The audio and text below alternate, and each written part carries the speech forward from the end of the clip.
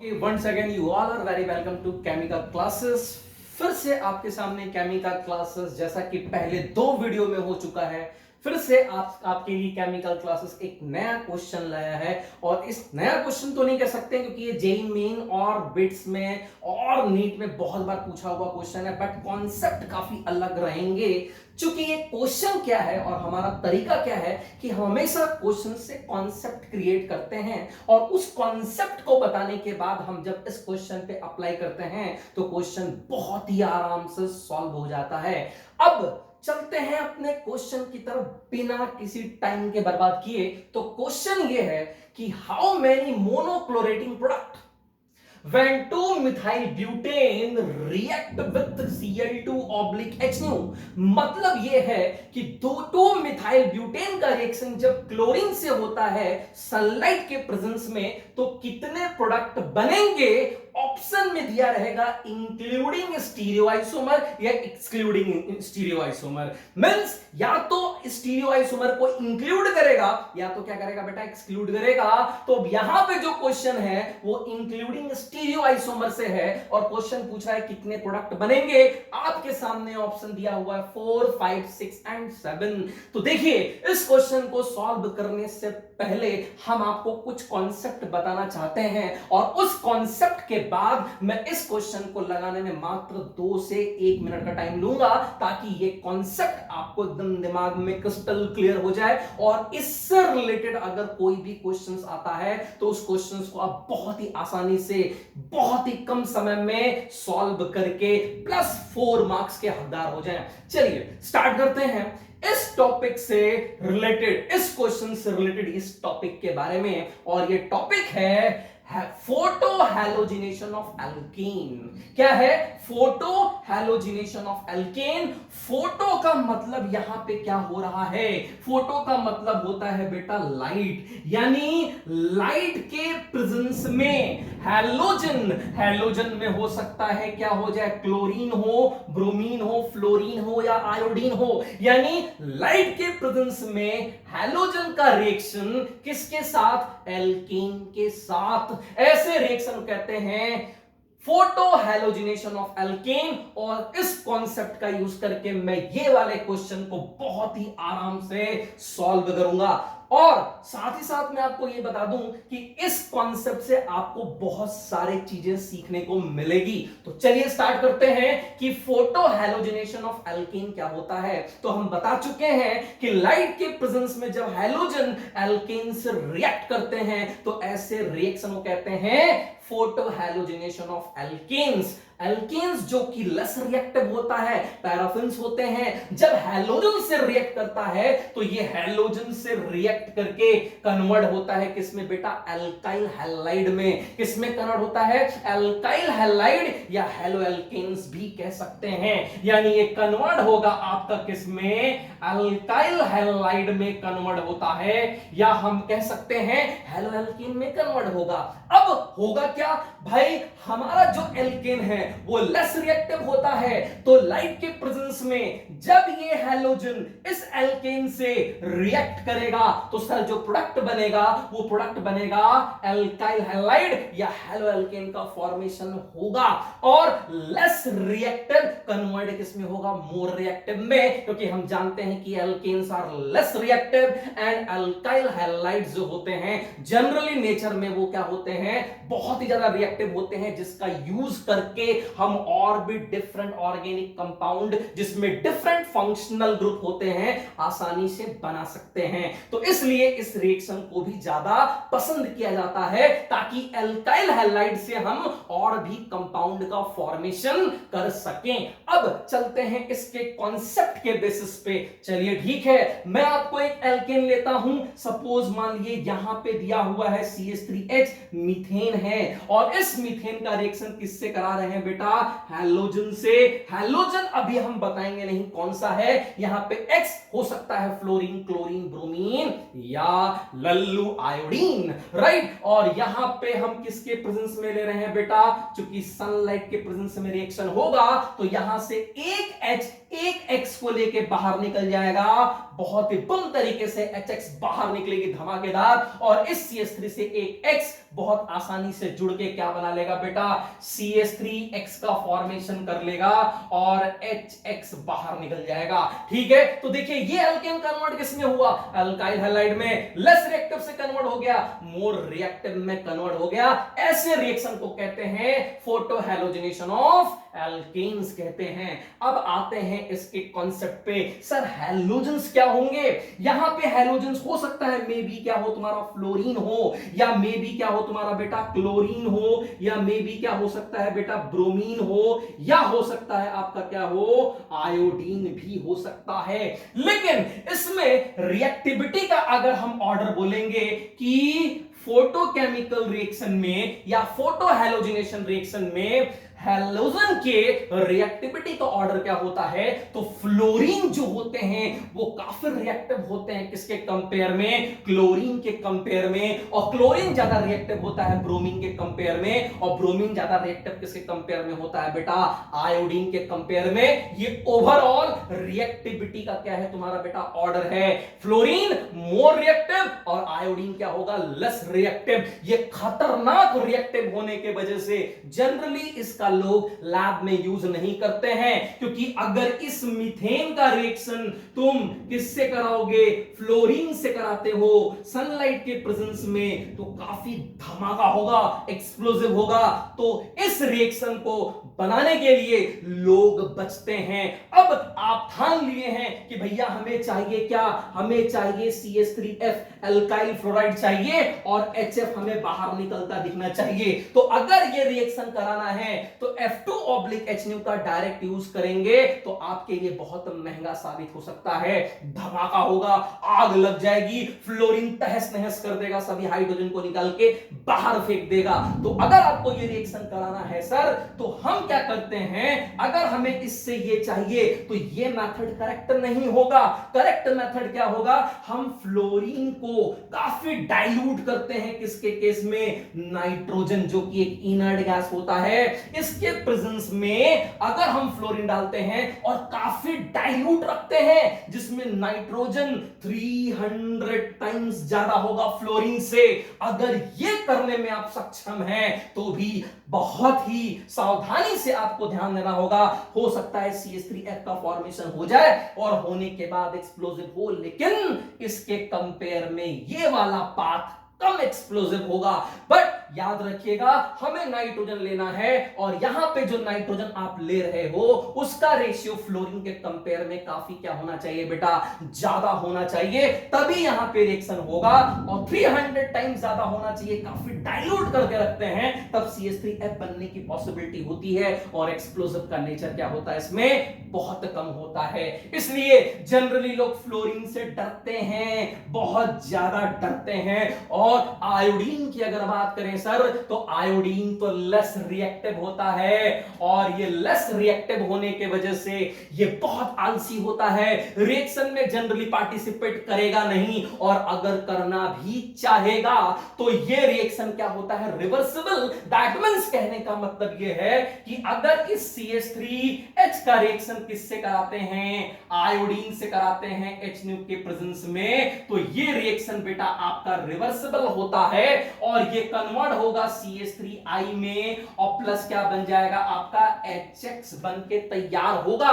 लेकिन ये reaction reversible होने के वजह से, ये काफी रिवर्सिबल होने के वजह से, लो रिएक्टिव होने के वजह से, बहुत ही आलसी और लल्लू टाइप का होने के वजह से हम यहां पे आयोडीन को भी कंसीडर नहीं करते हैं। तो रेस्ट ऑफ द दो हैलोजन जो बच गए वो कौन कौन से हैं बेटा, एक है क्लोरीन और एक है ब्रोमीन, जिसमें ये रिएक्टिविटी का ऑर्डर है। तो अगर क्वेश्चन पूछता है कि कौन सा हैलोजन सनलाइट के प्रेजेंस में एल्केन के साथ रिएक्ट करके रिवर्सिबल रिएक्शन शो करेगा, तो आंसर क्या होगा बेटा आपका, iodine is a correct answer. और कौन सा ऐसा हैलोजन है जो सनलाइट के प्रेजेंस में एल्केन से रिएक्ट करके काफी एक्सप्लोजन शो करता है, दैट मींस वो क्या होगा बेटा, फ्लोरीन। लोग बचते हैं बनाने के लिए, लेकिन अगर आपको बनाना है तो आपको इस फ्लोरीन के साथ नाइट्रोजन पास करना पड़ेगा डाइल्यूट करके, जिसमें नाइट्रोजन 300 टाइम्स ज्यादा होना चाहिए, किससे, तुम्हारा फ्लोरीन से ज्यादा होना चाहिए। ठीक है, यहां तक बात आपको समझ में आ चुकी होगी। चलिए आगे चलते हैं नेक्स्ट पॉइंट पर। ये तो रिएक्टिविटी का ऑर्डर हो गया। अब जब ये रिएक्टिविटी का ऑर्डर है तो इस ऑर्डर से दो चीजें एकदम दिमाग में क्रिस्टल क्लियर हो चुकी होंगी कि लोग फ्लोरीन को जनरली यूज नहीं करेंगे और आयोडीन जो कि लेस रिएक्टिव होता है, रिवर्सिबल रिएक्शन शो करता है, अति लल्लू होता है, बहुत आलसी होता है, जनरली पार्टिसिपेट नहीं करता है, और अगर कराए भी तो रिएक्शन क्या होगा बेटा, रिवर्सिबल होगा। यानी दो हाइड्रोजन तो अपने आप कट गए, बचे कौन से, फोटो हैलोजिनेशन ऑफ एल्केन में दो मोस्ट इंपॉर्टेंट हैलोजन जो है वो एक है क्या आपका क्लोरीन और एक है आपका क्या बेटा ब्रोमीन, और ये ओवरऑल रिएक्टिविटी का क्या है बेटा ऑर्डर। लेकिन अब देखिए ध्यान देने वाली बात है, क्लोरीन और ब्रोमीन में क्लोरीन जो होता है वो मोर रिएक्टिव होता है। ये अगर मोर रिएक्टिव है तो मोर रिएक्टिव होने का मतलब ये हो गया कि ये मोर रिएक्टिव होने का मतलब ये लेस सेलेक्टिव होगा। लेस सेलेक्टिव का मतलब क्या होता है वो मैं आपको बताने जा रहा हूं। क्योंकि ये मोर रिएक्टिव है तो इसकी सेलेक्टिविटी क्या होगी, कम होगी। कहने का मतलब मैं अभी आपको थोड़ी देर में समझाऊंगा। और ये लेस रिएक्टिव होता है तो लेस रिएक्टिव होने का मतलब क्या हो गया, इसकी सेलेक्टिविटी पावर जो होगी, इसकी जो सेलेक्टिविटी पावर होगी वो हैलोजन में क्लोरीन से क्या होगी, ज्यादा होगी। More reactive less selective, less reactive more selective. अब इसके कहने के पीछे रीजन क्या है, तो आइए चलते हैं इसके रीजन वाले पॉइंट पर, रिएक्टिव और सेलेक्टिव पे। लेकिन आपको फ्लोरीन और आयोडीन को अभी के लिए हटाना पड़ेगा। और देखिए हमेशा क्वेश्चन जो पूछता है वो मोनोक्लोरेशन पूछता है, कभी भी मोनोफ्लोरेशन, आयोडीनेशन या क्लोरोनेशन ब्रोमोनेशन नहीं पूछता है। मेनली क्या पूछता है, मोनोक्लोरेशन प्रोडक्ट पूछता है। क्यों, सेलेक्टिविटी के बेसिस पे। अब देखिए इसके सेलेक्टिविटी का कॉन्सेप्ट, हमें इस स्पेस को कम करना पड़ेगा। तो अब मैं यहां से इन चीजों को हटाता हूं ताकि और भी दिमाग में आपके क्रिस्टल क्लियर हो। राइट, ये बात आपको एकदम दिमाग में बैठ चुकी होगी। राइट, चलिए आगे चलते हैं, चलिए कॉन्सेप्ट पे चलते हैं। बने रहिए और समझिए इस चीजों को, ताकि एक अगर एग्जाम में इससे रिलेटेड क्वेश्चन आए तो आप बहुत आसानी से क्वेश्चन को सॉल्व कर सकते हैं। अब देखिए यहां पे मैंने क्या ले लिया, एक क्लोरीन क्लोरीन, और यहां पे मैंने क्या ले लिया बेटा, आपका ब्रोमीन और ब्रोमीन, जिसमें ये किसका ऑर्डर है, ये रिएक्टिविटी का ऑर्डर है। यानी ये क्या होता है बेटा, ये होता है मोर रिएक्टिव होता है, और ये क्या होता है बेटा, ये होता है लेस रिएक्टिव होता है। मोर रिएक्टिव होने के वजह से इसकी सेलेक्टिविटी पावर कम हो जाती है, यानी ये लेस सेलेक्टिव होता है। लेस क्या होता है बेटा, सेलेक्टिव होता है, और ये क्या होता है बेटा, मोर सेलेक्टिव होता है। अब तुम बोलोगे सर इसका मतलब क्या हो गया, लेस सेलेक्टिव और मोर सेलेक्टिव का मतलब क्या होता है। तो चलिए हम आते हैं एग्जाम्पल पे, और एग्जाम्पल पे समझाते हैं कि क्या होना चाहिए। पहली बात यहां तक सबको समझ में आ चुकी होगी। अब एक जनरल सा एग्जाम्पल लो कि अगर मान लो एग्जाम में तुमसे क्वेश्चन पूछता है, सपोज मान लो यही क्वेश्चन पूछा, ठीक है, जो ज्यादातर लोग देखते हैं, यहां पे लगा होगा आपका क्या CH3 और यहां लगा होगा H, और इसका रिएक्शन किससे करा रहा होगा, Br2/HNu से, और क्वेश्चन पूछ रहा होगा भैया प्रोडक्ट बताओ। लेकिन प्रोडक्ट में हमें मेजर प्रोडक्ट बताना है जिसमें इल्ड प्रोडक्ट की क्या है, ज्यादा आए। अब ध्यान देने वाली बात है, हमें पता है कि इस केस में हम मैग्नेटिज्म की अभी बात बिल्कुल नहीं करेंगे। ब्रोमीन का है रिएक्शन HNO के प्रेजेंस में, और ये आपका क्या दिया हुआ है, रिएक्टेंट। क्योंकि ब्रोमीन जो होता है वो बहुत ज्यादा सेलेक्टिव होता है, तो सेलेक्टिव होने के वजह से ये सबसे पहले किसको ढूंढेगा, 3 डिग्री वाले हाइड्रोजन को, फिर 2 डिग्री वाले हाइड्रोजन को, फिर 1 डिग्री वाले हाइड्रोजन को। मतलब 3 डिग्री कार्बन से अटैच जो हाइड्रोजन होगा उसको सबसे पहले निकालेगा, क्योंकि इसकी सेलेक्टिविटी सेलेक्टिविटी ज्यादा है तो काफी इंपॉर्टेंट लोगों के पास जाएगा और वहां से H को रिप्लेस करके उसके पोजीशन पे बहुत आराम से ब्रोमीन को विराजमान कर देगा।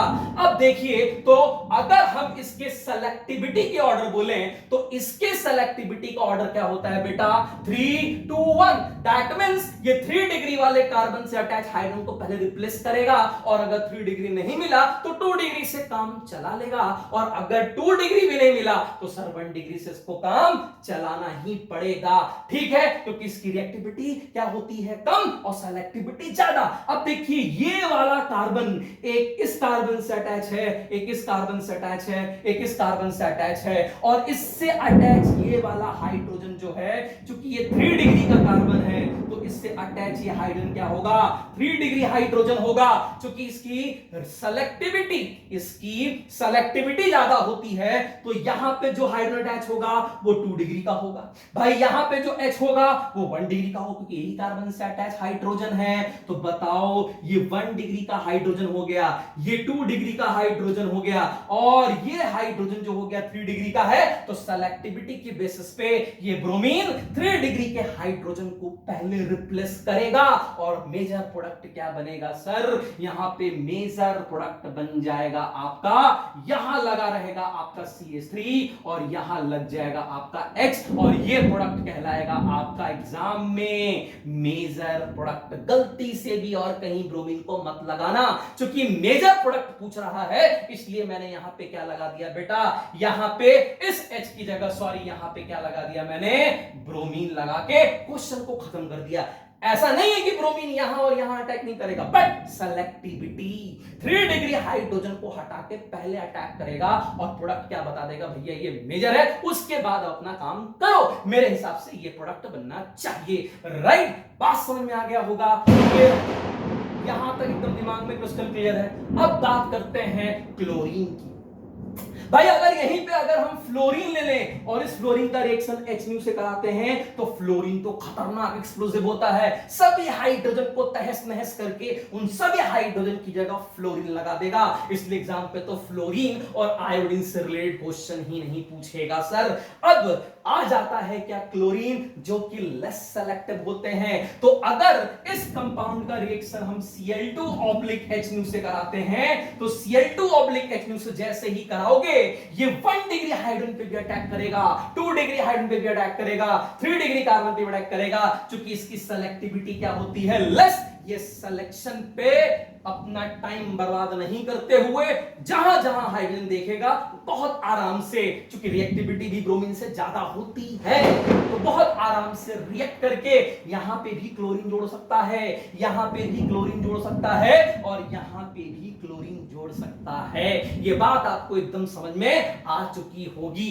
अब तुम्हारे दिमाग में कॉन्सेप्ट आ रहा है कि सर क्लोरीन को भी हमें सेलेक्टिव बनाना है, तो भाई इस प्रोसेस का यूज करोगे, Cl2/HNO का यूज करोगे तो यहां पे सेलेक्टिव नहीं बनेगा। क्यों? क्योंकि यहां पे तो 1 डिग्री 2 डिग्री 3 डिग्री किसी भी हाइड्रोजन पे ये अटैक कर सकता है सर।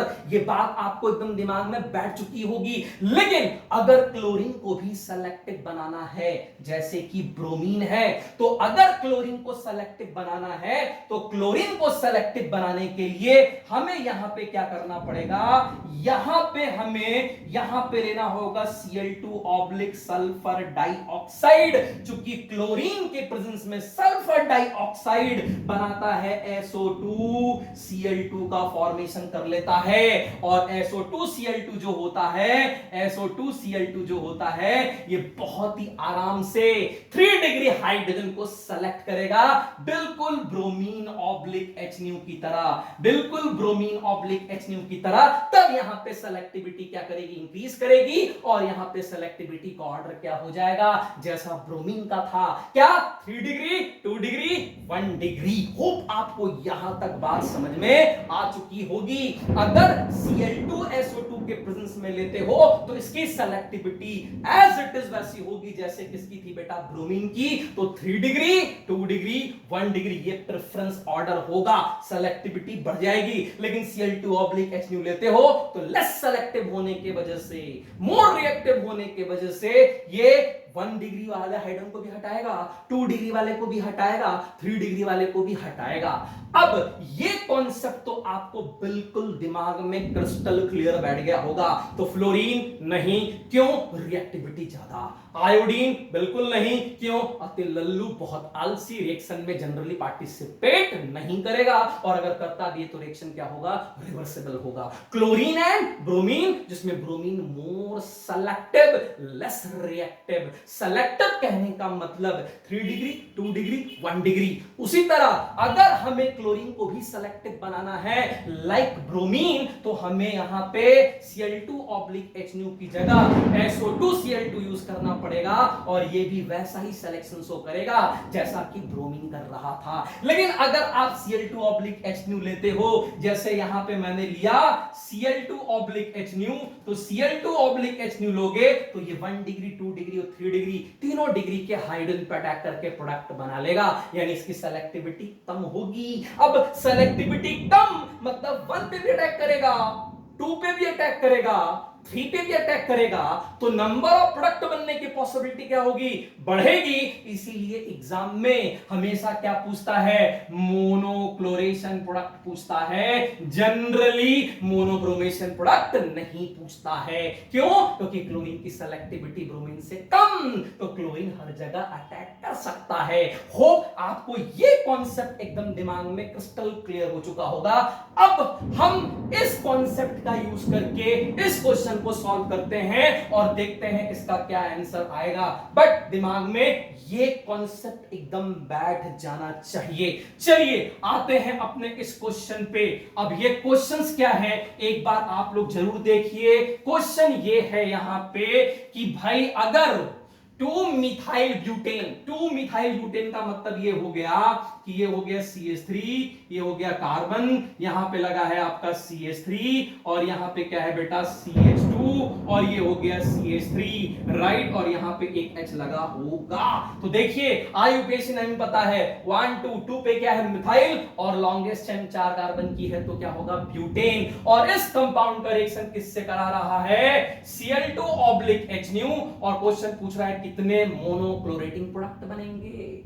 क्योंकि ये तो सेलेक्टिव होगा नहीं, तो ये 1 डिग्री वाले हाइड्रोजन पे अटैक करेगा, 2 डिग्री वाले हाइड्रोजन पे अटैक करेगा, और 3 डिग्री वाले हाइड्रोजन पे भी अटैक करेगा, यानी तीनों डिग्री ऑफ हाइड्रोजन पे अटैक करेगा, तो प्रोडक्ट बनने की पॉसिबिलिटी क्या होगी? बढ़ जाएगी। ठीक है, तो देखिए अगर हम इस हाई कार्बन की बात करते हैं जिससे अटैच ये वाला हाइड्रोजन है, तो देखिए ये वाला कार्बन सिंगल एक कार्बन से अटैच है, यानी ये वाला कार्बन 1 डिग्री का है, तो 1 डिग्री कार्बन से अटैच हाइड्रोजन क्या होगा? 1 डिग्री का हाइड्रोजन होगा। तो होगा क्या? होगा ये कि एक बार ये वाला क्लोरीन इस H को हटा के यहां क्लोरीन लगा दे, तो एक प्रोडक्ट क्या बन जाएगा बेटा? एक प्रोडक्ट बन जाएगा CH3C, यहां लग गया CH3, यहां है H, और ये हो गया CH2, और यहां लग गया CH2Cl। देखो एक प्रोडक्ट बन के चला गया। क्लियर है सबको ये बात? एक प्रोडक्ट बन के तैयार हो गया, यानी एक प्रोडक्ट ए ये बन गया। ठीक है, अब देखिए ये भी ध्यान दीजिएगा कि जो प्रोडक्ट बन रहा है, जो कि इंक्लूडिंग स्टीरियो पूछ रहा है, इसमें कहीं भी कैरल सेंटर तो नहीं है। कैरल सेंटर का मतलब क्या होता है? Carol carbon. कैरल कार्बन का मतलब क्या होता है कि एक कार्बन से लगे हुए चारों ग्रुप X Y Z और A, चारों ग्रुप अगर डिफरेंट होंगे तो ऐसे कार्बन को कहते हैं क्या? Chiral carbon. बात समझ में आया? तो देखिए कि जब क्लोरीन लगा तो इस कार्बन पे 2 H है, 2 H सेम है, यानी चारों ग्रुप डिफरेंट होने चाहिए, यानी कैरल कार्बन यहां भी